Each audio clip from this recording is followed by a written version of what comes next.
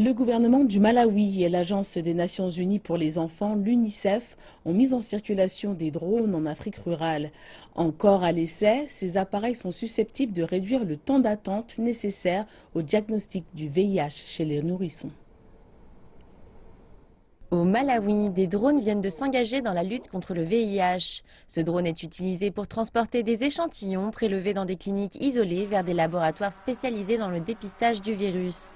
Jusqu'à présent, le transport des prélèvements assurés par moto durait près de 11 jours jusqu'au laboratoire spécialisé. Ce délai constitue une attente douloureuse pour les mères des enfants dépistés. C'est une expérience très douloureuse pour moi parce qu'actuellement, je ne sais pas si mon enfant a été contaminé par ma maladie ou s'il va bien et l'attente est longue. J'espère que les résultats seront négatifs et qu'il aura un avenir.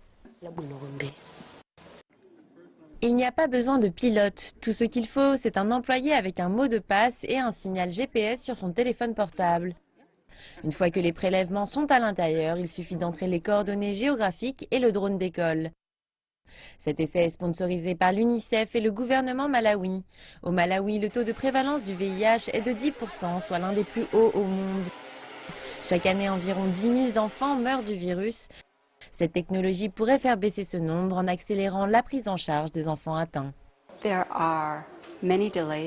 Il y a de nombreux délais d'attente dans la prise en charge des enfants séropositifs. Ils doivent être testés très tôt, idéalement avant leurs 2 mois, lorsqu'ils ont entre 6 et 8 semaines. Ensuite, leurs prélèvements sanguins doivent être acheminés du centre médical jusqu'à l'un des 8 laboratoires spécialisés du pays.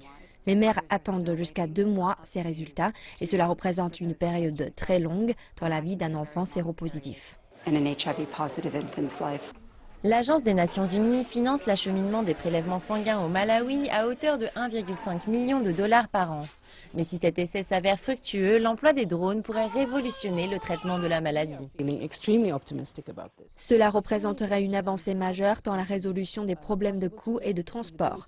Nous faisons face à des délais d'attente extrêmes du fait de la mauvaise qualité des routes, du prix élevé de l'essence et du manque de véhicules. Ces drones ne sont pas chers et sont très efficaces. Cette technologie peut changer la donne, non seulement au Malawi, mais également dans le reste de l'Afrique.